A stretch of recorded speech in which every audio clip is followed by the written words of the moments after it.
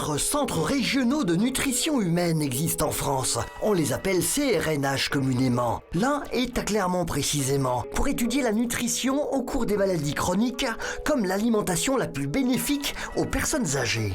Quand l'espérance de vie est aujourd'hui de 85 ans pour les femmes et de 78 ans pour les hommes, il importe en effet de trouver la meilleure santé après 65 ans. Ce qui compte, c'est pas trop l'espérance de vie, c'est l'espérance de vie avec une certaine autonomie, ce qu'on appelle l'espérance de vie en bonne santé. Et si on regarde ce marqueur, on s'aperçoit qu'aussi bien chez l'homme que chez la femme, on est aux alentours de 64 ans, 65 ans.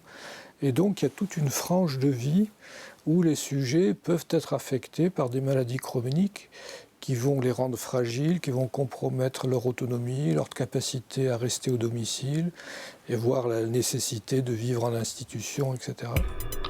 Cause fréquente des problèmes, on le sait aujourd'hui. Un état inflammatoire qui fragilise l'organisme de nombreuses personnes âgées. On se propose aujourd'hui de le combattre grâce au projet européen Nuage. Ce sont de nouvelles stratégies alimentaires qu'on expérimente. C'est de proposer une alimentation qui est fondée sur ce qu'on appelle un peu le régime méditerranéen. C'est un régime qui est particulier par sa richesse en fruits et légumes, par la consommation de poissons, par également un contenu en oméga 3 qui est un peu plus important que dans les autres régimes. Et ce type de régime, donc, a montré qu'il était associé à une meilleure longévité, souvent un meilleur vieillissement.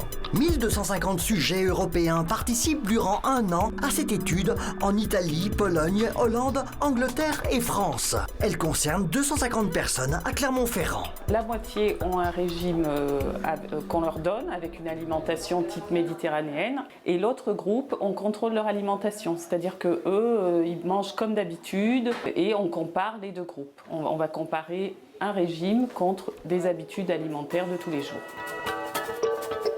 Le CRNH recherche aujourd'hui des sujets volontaires qui percevront une petite indemnité pour participer à différentes études.